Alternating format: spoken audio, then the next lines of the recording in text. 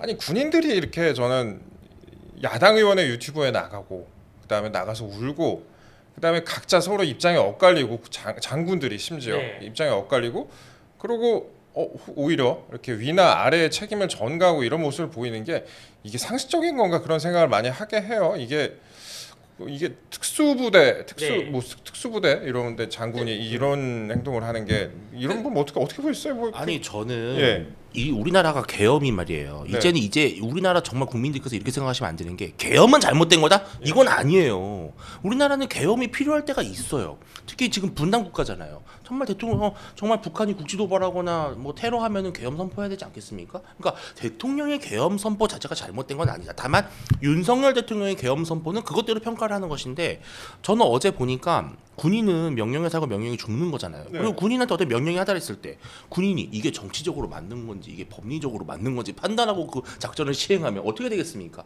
그럼 실패하는 거죠. 완전히 그냥 다 뭐 패퇴하지 않겠습니까? 이게 뭐냐면은 저는 군인들은 판단하는 사실 주체가 아니에요. 군인은 실행하는 주체잖아요. 물론 아주 수뇌부, 정말 국방부 장관이나 육군 참모총장, 합참의장 정도는 그런 정무적 판단을 해야 될 수도 있지만 제가 봤을 때 뭐 공수 1여단장이라든지 뭐 특임사령단장 이런 사람들은요 판단하는 게 아닙니다. 명령이 떨어지면 그냥 하는 거예요. 나중에 그 명령을 수행하고 나서 판단은 국민들이 하는 것이고 저는 그렇다고 해서 그 사람들에게 책임을 묻느냐? 저는 그것도 아니라고 봐요. 그런데 어제는 내가 그때 그걸 거부하지 못한 게 정말 죄송합니다.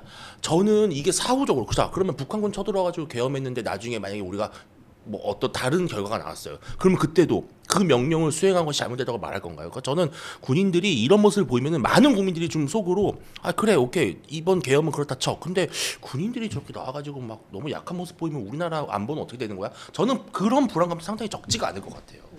그러니까 약간 나와서 하는 말이 지금 뭐 몇 가지 명령은 안 들었다는 거 아니에요. 그러면 드라이하게 부당한 명령이어서 이행하지 않았습니다. 그렇게 얘기하던가 그 사실대로만 드라이하게 얘기하던가 하는데 약간 좀 약한 모습을 그러니까 우는 모습을 너무 보여줘가지고 이게 약간 우리가 평소에 우리나라 국방에 대한 신빙성이 굉장히 있었는데 거기에 대한 좀 안타까움이 너무 있었습니다. 그리고 신문받은 것도 아니고 그리고 저렇게 개인 유튜브에 출연하면 절대 안 됩니다. 절대 안 되는 거 어제도 국방위에서 이런 모습이 있었어요. 뭐냐면 어떠한 군인분들은 국회의원 질문에 그거는 기밀사항에서 답변을 못합니다. 국회의원이 막 고성방가로 소리 지르는데도 답변 못하는 건 어쩔 수 없습니다. 양해 부탁드립니다. 이런 군인이 있었고 어떠한 군인은 또 국회의원 질문에 그거는 무슨 건물에 3층에 있고요 라고 하니까 몇 층에 있고요 라고 하니까 다른 국회의원이 그런 거 말해도 돼요. 그러니까 죄송합니다. 이거 여기서 그만 말하겠습니다. 그러니까 중구난방이에요. 참된 군인의 모습도 국방에서 볼 수 있었지만 참된 군인의 모습이라고 할 수 없는 모습도 있는 게 좀 안타까운 거죠.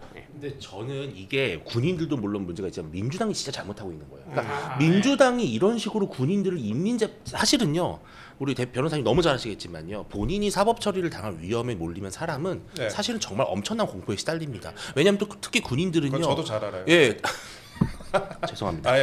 군인들은 특히 왜 그럴 수밖에 없냐면은 사실 군인들이 남는 게 뭐가 있어요? 연금밖에 없어요. 이거에 모든 가족들이 의존해서 사는 거거든요.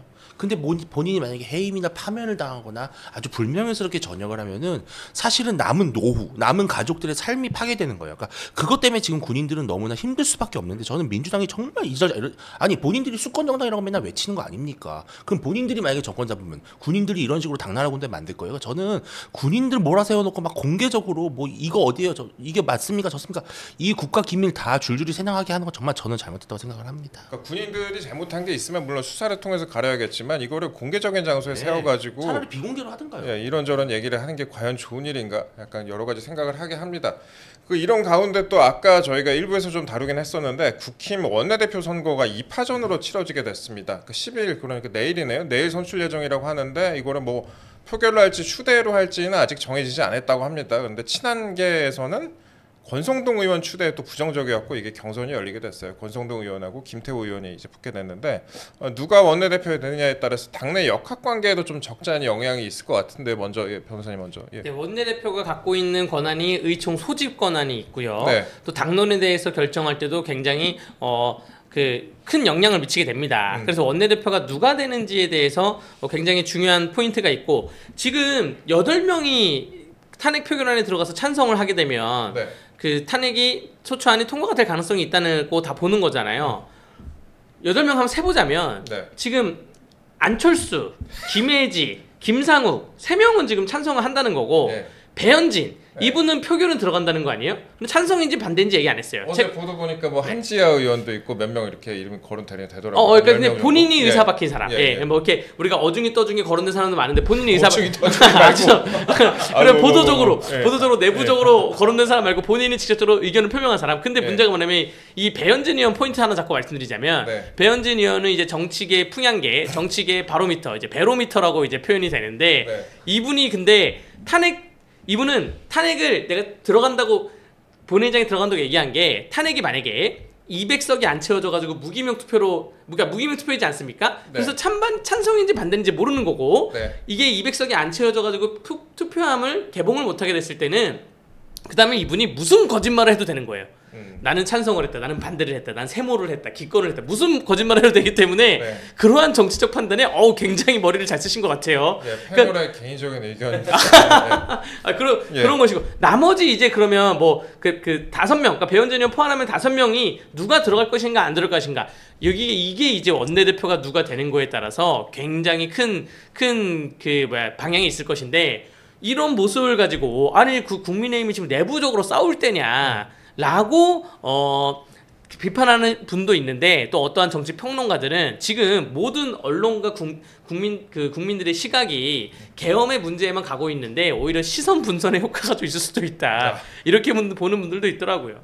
그런데 이제 친한계에서는 권성동 의원 추대에 좀 부정적인 상황 아닙니까? 뭐 추대는 아니고 이제 어차피 이제 1대1로 두 명이 나왔는데 그러면은 만약에 권성동 의원이 원내대표가 될 경우에는 친한계하고는 좀 약간 반목이 있는 거 아니냐 이런 분석도 좀 나와요. 어떻게 보셨어요? 이게 예. 윤석열 대통령이 왜 계엄을 선포했냐 그 배경을 둘러싼 이제 분석들이 이제 조금씩 나오고 있는데 네, 예. 윤 대통령이 특검이 통과될 가능성이 높다라는 어떤 상당한 불안감에 시달리고 있었다는 보도가 나왔어요. 그러다 보니까 이제 계엄이라고 하는 상당히 극단적인 수까지 쓰게 된 것인데 저는 한동훈 대표든지 뭐 친한계라든지 좀 국민의힘 의원들에게 말씀드리고 싶은 게 정치는 공존의 역학이잖아요. 그러니까 뭐냐면은 권성동 의원은 친윤이라서 안 돼. 라는 발상을 뒤집어야 돼요. 그러니까 친윤이기 때문에 오히려 한동훈 대표는 품어야 되는 거예요. 그러니까 이게 당에 친한계만 있는 게 아니잖아요. 그리고 지금 솔직히 말씀드리면 한동훈 대표가 당내적으로 많은 의원들의 지지와 성원을 받고 있냐? 솔직히 그렇지 못하고 있어요. 지금 당 대표가 된 지가 벌써 거의 이제 반년이 거의 다 되어가는 시점인데도 여전히 한동훈 대표를 둘러싼 당내 의원들, 현역 의원들의 불안 섞인 시선이 많아요. 그거는 단순히 친윤 친한의 문제가 아니라 한동훈 대표의 리더십의 문제입니다. 근데 그렇다면 한동훈 대표가 혼자 자신의 힘으로 모든 108명의 의원들을 다 설득해서 끌고 갈 수 있냐? 불가능해요. 한동훈 대표가 대통령이 되어야 되겠다고 생각하는 의원들도 있지만 그러지 않아야 된다고 생각하는 의원들도 분명히 있단 말이에요. 저는 그렇다면 한동훈 대표가 오히려 권성동 의원을 적절히 잘 활용해서 친윤계의 여론을 다 잡아갈 수 있는 방식으로 가야 되는데 난 친윤이어서 안 돼요. 자 그럼 어떻게 될까요? 현역 의원들이랑 당대표가 완전히 또 따로 국밥이 되겠죠. 저는 한동훈 대표가 좀 발상의 전환을 했으면 좋겠다는 아쉬움이 있어요. 지금 뭐 명확히 제 의견은 친윤 친한이 원내대표 선거든 어떠한 형태로 지금 붙는다. 누가 이기냐? 저는 비한이 이긴다 봅니다. 그러니까 친윤이 아니라 비한. 왜 비한이 이기냐면 저희가 이 방송에서도 많이 말씀드렸는데 네, 표현이 친윤이 아니라 아예 비한이다. 비한. 예. 한동훈 대표가 잘못하신 것 중에 하나는 너무 20명하고만 밥을 먹었어요. 김종영 최고위원 빼면 19명인데 아니 그거를 너무 보도를 많이 발송하고 우리 어제도 밥 먹었다, 우리 그저께도 우리끼리 밥 먹었다. 그럼 나머지 80여 명의 의원들이 아니 나는 처음에는 이제 그 자리에 끼고 싶다가도 그 나머지 80명끼리 뭉치게 되는 거예요. 이게 이제 비한이 되는 겁니다. 그렇기 때문에 뭐 친윤 친한 이런 게 아니라 이제 비한이 끼어들게 되면서 그러면서 원내대표 선거에 되게 영향이 있다고 보여지고요. 아마 오늘 이제 많은 언론과 각 그 원내대표 선거라는 게 무기명 투표고 네. 그리고 국회의원들이 한 명 한 명이 얼마나 정치적으로 선거적으로 굉장히 머리가 뛰어나신 분들인데 이분들이 많은 계산에 의해서 오늘 언론을 슬쩍슬쩍 흘리면서 OX표를 만듭니다. 누구는 O, 누구는 X, 누구는 OX 이걸 만들어서 가는데 네. 이거를 오늘 저녁쯤에 OX표가 대충 윤곽을 잡다 보면 그러면 비한이라는 테두리가 나오지 않을까 저는 생각이 들어요. 이게 그 비한이라고 말씀하셨으니까 그 친한계 내에서도 최근에 좀 목소리가 갈리는 것 같아요. 오늘 아침에 중앙일보 보도를 보니까 장동혁 최고위원이 인터뷰를 했어요. 그런데 그 당내 조기 퇴진과 대선 논의에 대해서, 그러니까 친한계에서 특히 이제 좀 많이 주장하는 부분, 그 TF 관련된 부분도 그렇고, 근데 시점을 먼저 꺼내는 거는 야당을 상대로 한 협상력만 떨어뜨린다라고 얘기를 하면서 장동혁 최고위원이 그러면서 탄핵을 10번이든 100번이든 막아야 된다. 그 야당도 협상에 응할 수밖에 없다. 이렇게 얘기를 하면서 마지막 부분이 또 중요한 것 같습니다. 그 탄핵안이 통과되면 최고위원직에서 사퇴하겠다라고 했는데 입장 변화가 없냐, 지난 7일에 그렇게 얘기를 했는데 입장 변화가 없냐 하는 질문에 대해서는 탄핵을 막지 못하면 지도부 누가 책임에서 자유로울 수 있겠느냐 이렇게 답하기도 했습니다. 그러니까 그 장동혁 최고위원이 만약에 사퇴를 하게 되면은, 그러면 다른 친윤 의원들도 사퇴를 하면은 그러면 원내 지도부가 해체되는 거 아니냐, 이런 분석도 나오거든요. 당 지도부가 해체되죠. 예. 붕괴되는 것이죠. 네. 그런 상황에 대해서는 좀 어떻게 보십니까? 예. 저는 장동혁 최고위원이 나름대로 그래도 되게 슬기롭게 좀 키를 잘 잡고 있다고 생각을 해요. 네. 왜냐하면은 한동훈 대표가 정말 명심해야 되는 게, 제가 사실은 상당히 좀 약간 관록이 있는 정치 컨설턴트 몇 분들한테 좀 말씀을 여쭤봤어요. 저도 사실 판단이 너무 어려우니까. 그런데 이거예요. 탄핵이 통과되면 한동훈 대표는 끝입니다. 용도 폐기입니다. 저는 그 말을 듣고 되게 섬뜩했어요. 왜냐? 지금 한동훈 대표의 어떤 정치적 입지와 주도권의 기반은 탄핵으로 갈 것이냐, 아니면 질서 있는 퇴진을 잘 마무리할 것이냐라고 하는 이 선장의 어떤 조종석에 앉아있기 때문에 그런 거예요. 근데 탄핵이 딱 결정이 되는 순간 한동훈 대표는 더 이상 어떠한 협상 카드가 될 수가 없는 상황이죠. 그럼 한동훈 대표도 그냥 하나의 여권의 대권 주자로 그냥 분류가 되는 거예요. 물론 그리고 본인도 대선 준비하러 나와야 될 거예요. 당대표 사퇴해야죠. 왜냐면 당장 어떻게 보면은 한 4개월 5개월 있다가 대선이 열릴지도 모르는 상황인데, 그렇기 때문에 장동혁 최고위원이 정말 정확한 말씀을 하신 건데, 저는 만약에 탄핵안이 통과되면요, 당연히 당 지도부는 총사퇴해야 되는 것이고, 여당은 완전히 이제 솔직히 말씀을 드리면은 탄핵이 만약에 기각이 될 수도 있지만 인용이 되는 사태를 대비해서 대선 모드로 들어갈 수밖에 없어요. 그러면은 비상대책위원회로 갈 것이고, 그때는 아마 이제 원내대표가 권한대행 체제로 하면서 한동훈 대표도 하나의 그냥 원어무대의 정치인이 되는 거예요. 자, 그렇게 됐을 경우에는요, 한동훈, 오세훈, 홍준표, 그때부터는 그 지지율 싸움이 어떻게 될지 전혀 예측할 수 없습니다. 그렇기 때문에 저는 한동훈 대표 판단을 좀 잘하셨으면 좋겠다 생각이 듭니다. 오늘 저는 이 장동혁 최고위원 기사 보면서 좀 많은 생각을 하게 되더라고요. 만약에 장동혁 최고위원이 사퇴를 하게 되면 또 비대위 체제로 갈 수도 있는 그런 상황이기 때문에 좀 여러 가지 좀 생각을 하게 합니다. 그리고 저희가 보니까, 그리고 오는 이제 12일 내일이죠. 내일 이제 김건희 여사 특검법을 표결에 또 붙인다는 계획인데, 그간 좀 부결되긴 했었는데 이번에는 어떻게 좀 전망을 하세요, 의원님은? 통과될 수밖에 저는 없다고 통과로 봐요. 간다? 이거는 하나의 수순이고, 사실은 지금 대통령이 탄핵이 되냐 마냐, 대통령이 지금 뭐 체포가 되냐 마냐를 논하는 이 상황에서 김건희 여사 특검에 우리가 지금 관심을 가질 여유는 없다. 그리고 아마 저는 대통령이 이거에 대해서 거부권을 행사하는 순간 바로 그 거부권이 엄청난 탄핵의 도화선이 될 거예요. 저는 그렇기 때문에 이것은 그냥 좀 일단은 받고 가자. 저는 받고 그게 갈 수밖에 전략적으로 좋다고 생각을 합니다. 사실 이게 근데 아까 이제 비슷한 어제 이제 특검 관련 상설 특검 관련된 부분에서 변호사님 말씀하시기도 하셨는데, 이 김건희 여사 특검법도 이게 수사 범위가 굉장히 넓고 사실상 이게 다 들여다볼 수 있는 그런 법안 아닙니까? 그러니까 독소 조항도 상당히 많은 법안인데, 이거는 이제 여야 합의 없이 민주당이 예. 일방적으로 올린 것인데, 뭐 국민의힘 국회의원분들 중에 뭐 본회의 참석을 해서 출석을 해서 뭐 찬성인지 반대인지 던지기 전에 반대를 던지던 찬성을 던지던 누군가가 나와가지고 반대 토론을 좀 했으면 좋겠어요. 뭐 반대를 던질 거면 뭐 당론이니까 반대입니다 이게 아니라, 이 법안이 많지도 않습니다. 19페이지예요. 그 국회의원들 한 명 하면 바쁘실 텐데 19페이지 정도를 꼼꼼히 읽어보시고, 난 이 문구 때문에 반대한다, 이 예산 비용 추계 때문에 반대한다 등등의 좀 이유를 들었으면 좋겠고, 그렇지 않으면 뭐 통과 수순이 될 수밖에 없는 상황인데, 이 법안이 이렇게 특검이 촘촘하게 만들어질 정도인지는 좀 하나하나 뜯어봐야 될 필요성은 있다고 생각을 합니다. 예, 그렇습니다. 그러면은 저희가 이제 지금부터는 간밤에 있었던 소식 좀 전해드릴게요. 그 김용현 전 국방장관이 어젯밤에 늦게 구속이 됐어요. 구속이 됐는데 일단 영장 심사를 포기를 했었는데 일단 발부가 됐습니다. 이거 좀 어떻게 보셨는지, 그리고 윤 대통령도 변호인단 선임을 준비 중이다, 이런 보도가 또 있었습니다. 네. 예. 영장 심사를 왜 포기했는지 모르겠어요. 의견서도 안 내고 출석도 안 했거든요. 차라리 영장 심사를 받는 게 낫다. 받으면서 본인이, 그러니까 그 구속에 대해서는 면하면서 좀 가는 방향이 보통 피고인들이 가는 방향인데, 본인이 스스로 잘못했다, 모든 죄는 내가 받겠다라고 했지만 아무런 변론도 하지 않았다는 게 좀 의아하고요. 왜냐하면 결국 영장이 인용된 그 이유는 휴대폰을 3번 교체를 했기 때문에 증거인멸의 우려가 있다 그래서 영장이 나온 것이고요. 근데 구속이냐 아니냐에 대해서 뭐 그것도 중요하지만 이번 영장의 발부의 가장 큰 의미는 뭐냐면 경찰 검찰 싸움에 검찰 손을 들어준 겁니다. 뭐냐면 경찰은 지금 경찰 인트라넷에 어떠한 한 총경이 글을 올린 게 내란죄는 경찰만이 갖고 있는 유일한 우리가 수사 주체다. 근데 왜 안 치고 나가냐? 뭐 이런 식으로 글을 올려서 많은 총경들의 이제 지지를 받았는데 경찰 입장은 그거예요. 내란죄는 우리만 수사할 수 있다. 근데 검찰의 이제까지 입장은 야 직권남용 섞여 있잖아. 우리가 직권남용 관련된 수사를 할게라는 거였는데 법원은 전혀 딴 얘기로 손을 들어줬습니다. 다 가능하다. 예, 뭐라 그랬냐면 조지호 경찰청장이 공범으로 있지 않습니까? 야 이거 그 검찰청 법에 의하면 경찰이 잘못했을 때는 검찰이 수사할 수 있어. 이거 조지호 수사를 해야 돼. 그렇기 때문에 이거는 검찰 너네도 수사를 할 수 있다. 그렇기 때문에 구속을 시키겠다. 요렇게 판결을 내린 좀 그런 포인트가 있습니다. 검찰 손을 약간 들어줬어요. 이거 이렇게 수사권을 섞어찌개로 만들어버린 사람이 누굽니까?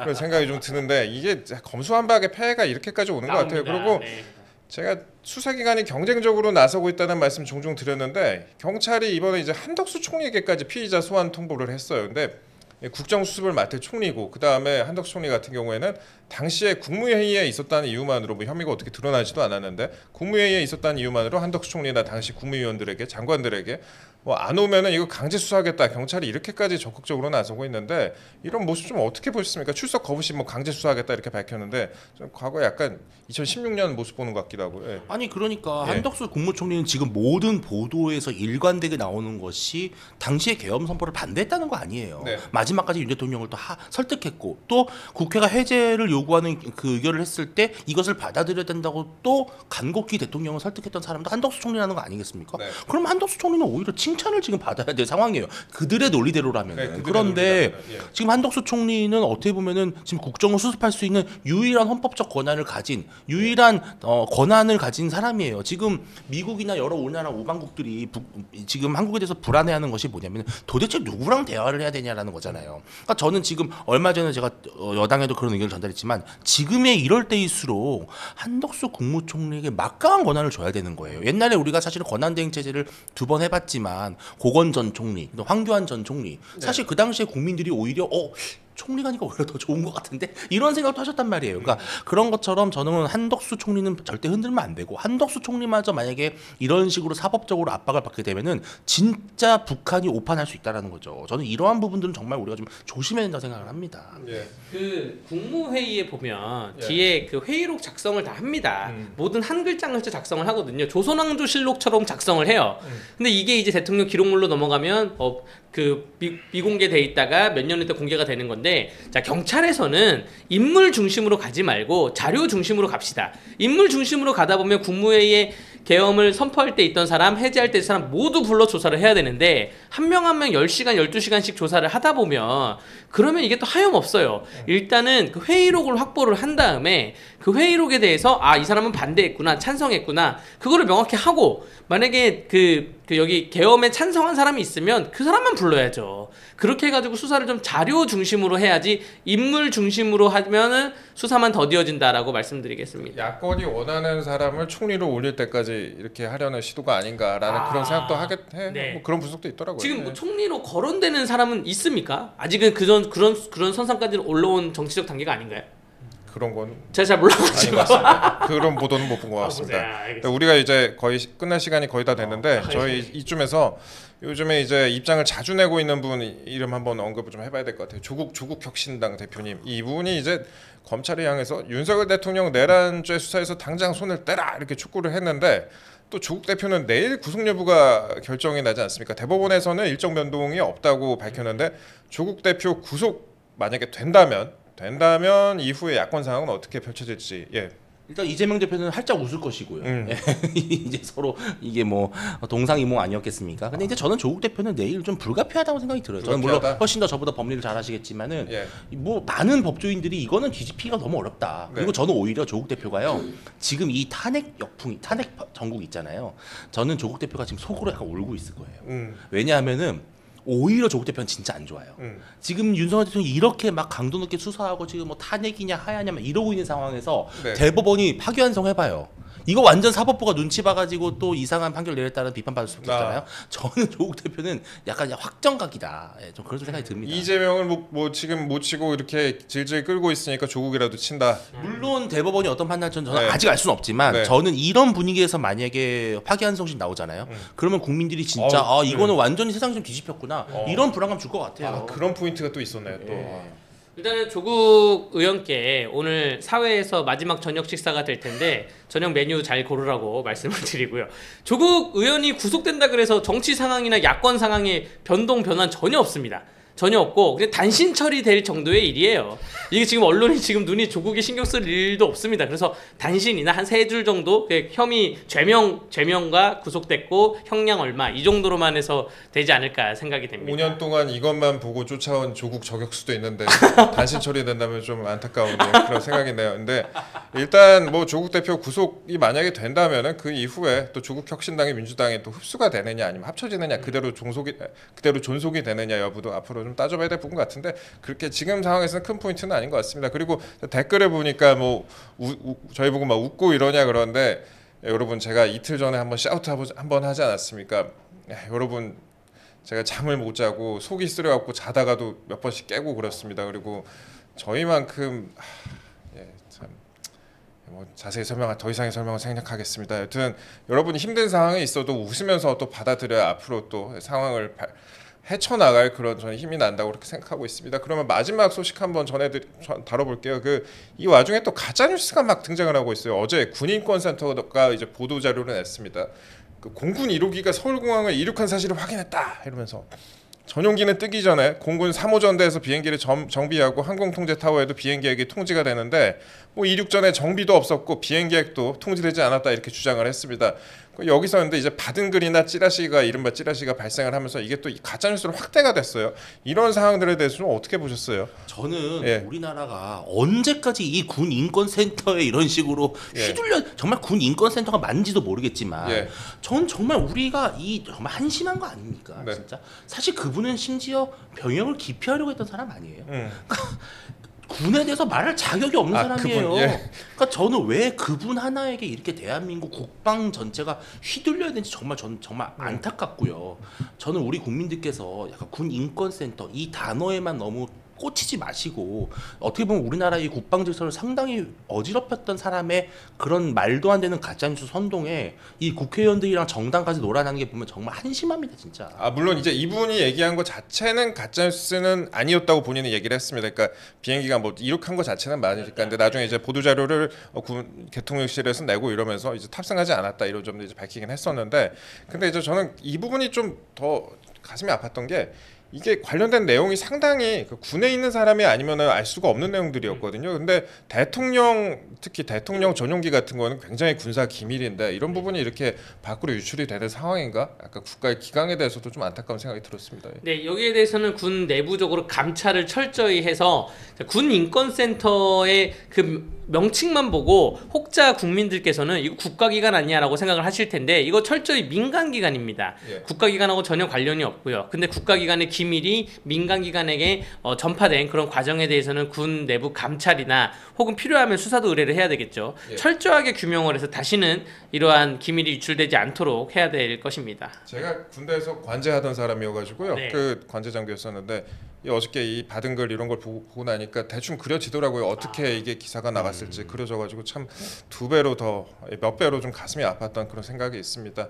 저희가 오늘 뭐 이 정도 저희가 다뤄봤는데 요즘 매일매일 뭐 뉴스가 쏟아지고 있고 속보 휴대폰 보기가 겁이 날 정도입니다. 사실 속보가 너무 많이 나왔고 1시간에 한 100개 나오는 것 같아요. 속보가 그 정도 나오는 것 같은데 여러분들 그 뉴스 홍수 속에서 많이 또 괴롭기도 하실 것이고 그 다음에 그 뉴스 자체가 또 얼마나 팩트 체크가 됐는지 그 부분에 대해서 좀 앞으로 따져봐야 될 부분도 많이 있을 것 같아요. 과거에 제가 예전에 2016년, 17년 그때 생각을 하면은 또 사실과 다른 부분도 많이 있었습니다. 근데 저희는 뭐 최선을 다해서 좀 팩트 체크하고 여러분들께 좀 깊은 얘기들 많이 좀 전달해 드리도록 노력하겠습니다. 저희도 많이 부족한 부분이 있는데 그래도 최선을 다해가지고 앞으로 보도해 드리도록 하겠습니다.